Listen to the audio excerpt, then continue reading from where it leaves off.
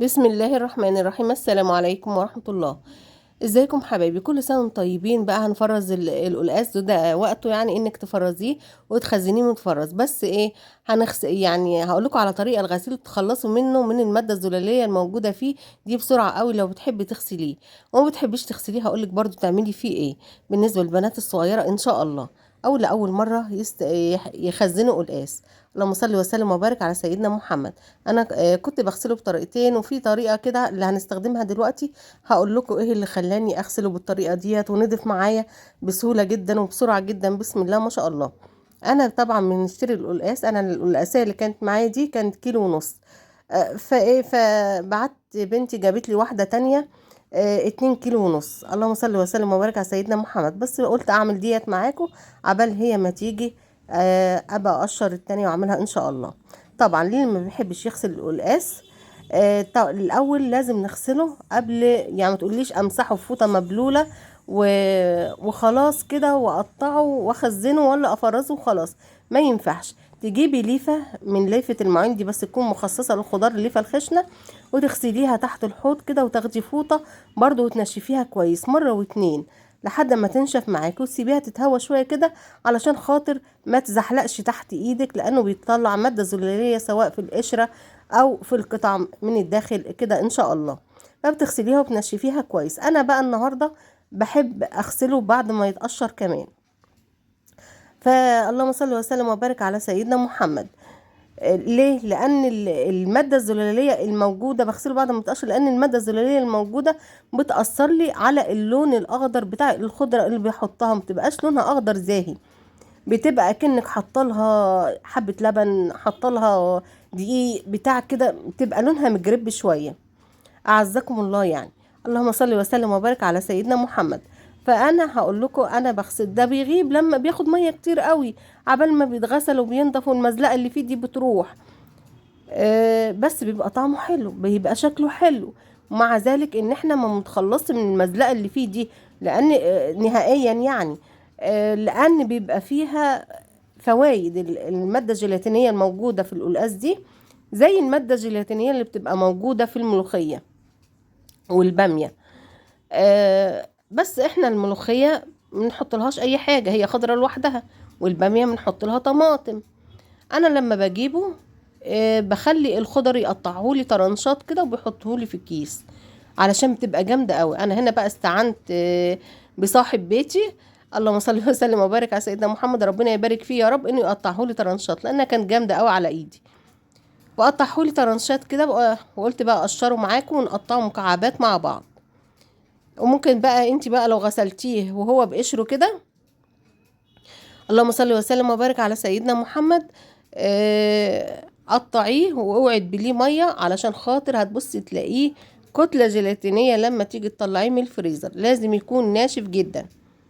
اللهم صل وسلم وبارك على سيدنا محمد. والمادة الجيلاتينية ديت اللي بتبقى فيه، احنا دلوقتي هنقطعه مكعبات. عايزة تشيليه بقى على كده شيليه على كده، بس تكوني غاسلة القلقاسية قبل ما تقشريها وقبل ما تقطعيها نهائي. اللهم صل وسلم وبارك على سيدنا محمد. انا طبعا هغسله معاكم، وهيبقى غسيله سهل جدا باضافه بسيطه جدا. وسبب الاضافه ديت ان وقع على ايدي كلور مره، وعماله اغسل بالصابونه فيها واغسل بميه سخنه وميه بارده، ومزلقت او زحلقت زفلاطه الكلور دي، فاهميني؟ طبعا مش قادره تروح من ايدي. فهنا دلوقتي ايه؟ فهقول لكم جبت ايه دلوقتي علشان خاطر المزلقه دي تروح من ايدي. اللهم صل وسلم وبارك على سيدنا محمد. فهجيب بقى القلقاس، بقول لكم اللي هعمله بعد كده.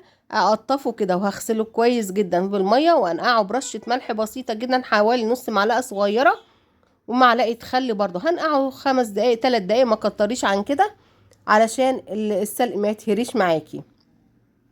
هنا بقى هنجيب وهركنه، انا بقول لكم هركنه هنا عبال ما ايه، ما اغسل القلقاس، او هسيب القلقاس مثلا شويه واغسل السلق، وهكذا. خلينا في القلقاس اهم حاجه. انا بعد ما قطعت القلقاس كده بغسله مرتين، وبحط عليه بقى ميه ومعلقتين ملح، وبحط عليه حوالي معلقتين 3 خل، ونص ليمونه ان وجد، يعني مش شرط ليمون، مش لازم ليمون. اللهم صل وسلم وبارك على سيدنا محمد. يعني انا غسلته قبل الحركة دي مرتين، شطفته مرتين ودعكته بايدي كده، فركته بايدي تحت الحنفية، وجبت بقى مية وحطيت عليها معلقتين ملح كبار ونص ليمونة واربع معالق خل كده، ولا 5 معالق خل. انا هنا بقول لكم كنت غسلت السلق وحطيت عليه رشة ملح ومعلقة خل ونقعته، هروح اشطفه بقى وهسلقه. عبال ما انقع، يعني عبال ما احط السلق انه يتسلق على النار، سبت القلقاس يتنقع شويه. هجيب كوبايه ميه كده زي من كوبايات القهوه ونقطتين ليمون واحطها، بس الحله مليانه هيخس دلوقتي، خس اهو. اسيبه يغلي على البوتاجاز، يغلي. اما غلي كده رحت قلباه على الوش التاني اللي كان فوق، وبدأ يغلي تاني، رحت قلباه برضو تاني لحد ما بقى كتلة كده وحسيت انه استوى. هشيله واسيبه يبرد. هتعمليه بقى، هتسويه على طول، اضربيه في الخلاط على طول من غير ما تحمريه. وهنا الكزبره برضو غسلتها ونقعتها في الخل والملح شويه، برضو غسلتها وسبتها تتصفى، وهقطعها واضربها مع الثوم في الخلاط في الكبه ان شاء الله. انت حبيبتي لو هتعمليه في نفس اليوم مش هتخزنيه في الفريزر، ما ترميش اي حاجه من الكزبره، خدي العروق بتاعه الكزبره دي واضربيها مع السلق في الخلاط. هنا بقى الملح والخل، انا ايه اللي ضيع زي ما قلت لكم، الفكره دي جات لي ازاي؟ قلت اما اجيب حبه خل كده اغسل بيهم ايدي علشان المزلقه والزحلقه بتاعه الكلور دي تطلع من ايدي ما تضايقنيش. فحطيت الخل من هنا يا دوبك فركت ايدي كده، ببص لقيت مفيش حاجه في ايدي ولا مزلقه ولا حاجه، وايدي نضفت بسرعه. فقلت طب اما اجيب قلقاس ابقى احط عليه خل كده وملح وايه واشوف هينضف بسرعه ولا لا. فعلا اما حطيت عليه خل وملح بقى ينضف معايا بسرعه، 3-4 مرات كده شطف لحد ما ميته تبيض خالص، تبقى القطعه عامله زي حته البطاطس. طب انت هنا بتقولي سلقتي السلق، سلقت السلق وهتضربيه في الخلاط. طب احنا بنحمره، حمريه براحتك، بس التحمير بتاعه تحمير السلق بيعمل انتفاخ وحرقان على الصدر. جربته مره، كانت حماتي بتقول ان هي بتعمله كده، الله يرحمها. اللهم صل وسلم وبارك على سيدنا محمد. فقلت اما اجرب زي ما هي بتعمله، لا بصراحه عمل لي انتفاخ وحرقان على الصدر، وزوجي حتى ما كانش بياكله علشان بيعمل له حرقان وانتفاخ. فانا قلت اكيد الحرقان والانتفاخ دوت بيجي نتيجة حرق او تحمير السلق، علشان يعني بيغيب السلق وهو مبلول كده او هو ناشف، حتى بيغيب قوي عبال ما يتحمر او يخرفش او ينشف كده في المادة الدهنية اللي انت بتحمري فيها. فالزيت او المادة الدهنية بتتحرق، هو دوت اللي بيعمل حرقان في الصدر وبيعمل انتفاخ. فالأصح والأطعم أكيد برضه وبتبقى ريحته حلوة إنه يتسلق وينضرب في الخلاط مع فصين توم، مع حزمة صغيرة من الكزبرة والشبت، 5-6 عيدان شبت بس مش أكتر كده، تضيفيهم للكزبرة عند أما تيجي تسويه.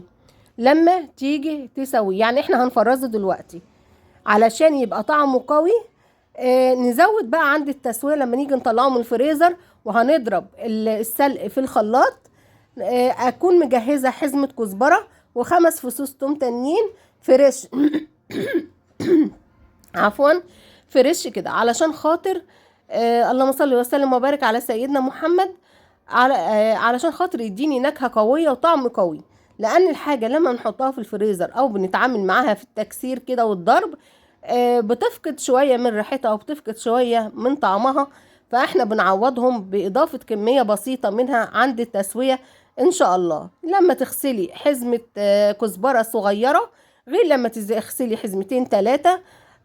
اما تقشري 5 فصوص توم غير لما تقشري راس ولا راسين توم، وده يرجع ليكي انت ولوقت فراغك او لمجهودك انت، وربنا يحسن ما بين ايديك وايدينا كده يا رب دايما ان شاء الله.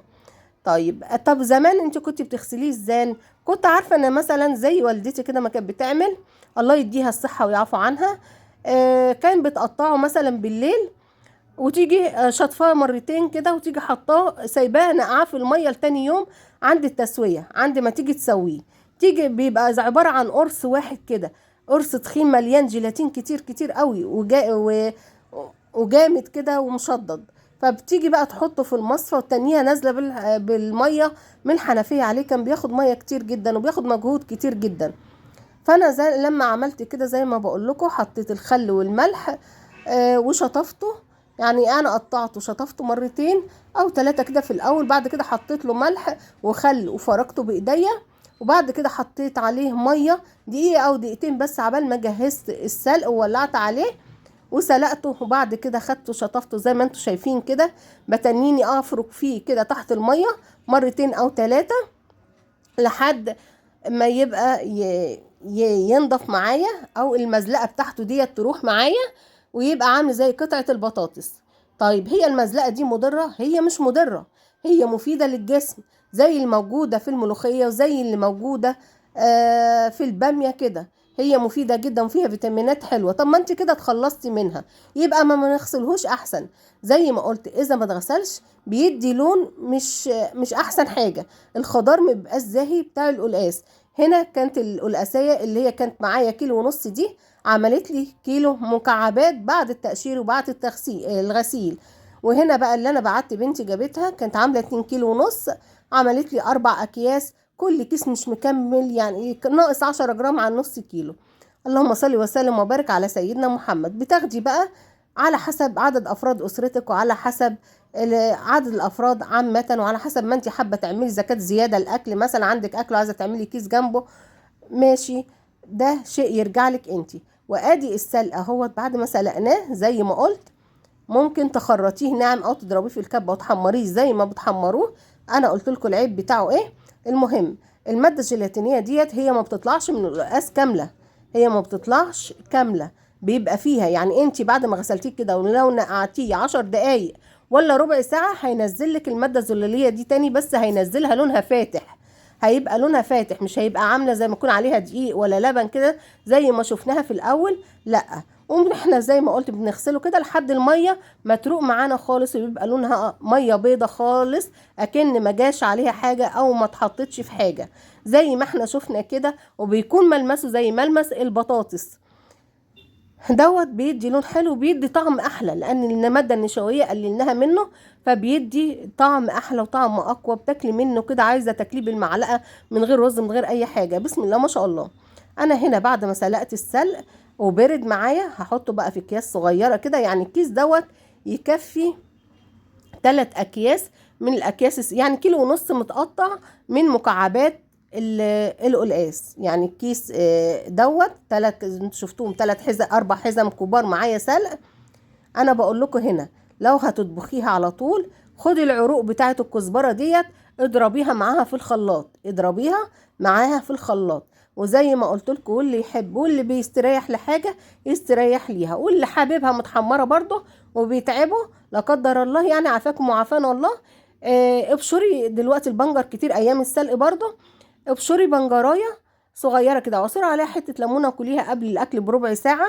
هتضيع اي انتفاخ، مش هتخلي اي انتفاخ يحصل لك ولا اي حرقان في الصدر، لان البنجر بي يعني كويس لصحه الجهاز الهضمي. اللهم صل وسلم وبارك على سيدنا محمد. وهذا قلت بقول لك انا هتطلعي كيسين، خدي نص كيس السلق دوت للكيسين، او لكيس نص الكيس بس.